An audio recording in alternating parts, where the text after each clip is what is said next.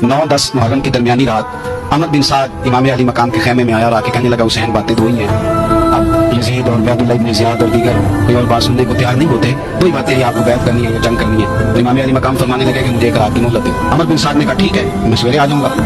तो अमर बिन साद खेमे से बाहर निकला तो हजरत अब्बास बिन अली हजरत अब्बास रज़ी अल्लाह तआला अन्हु हाज़िर बारगाह हुए। तो इमाम अली मकाम से अर्ज़ करने लगे भाईजान मुझे पता है सवेरे आपने क्या फैसला करना है और आपको भी पता है सवेरे क्या फैसला करना है। तो ये बदबातन किस्म के लोग हैं, ये सोचेंगे पता नहीं हुसैन कमजोर पड़ गया।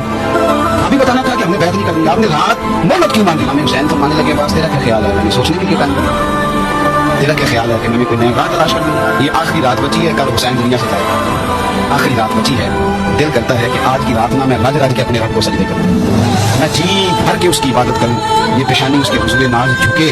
और यार हुसैन बिन अली तो एक रात बाकायदा बचाए कि मैंने अल्लाह के हुजूर हाजिरी देनी और दूसरी रातें जाया कर दी। तो तन्हाई में कुछ ना कुछ इबादत करें।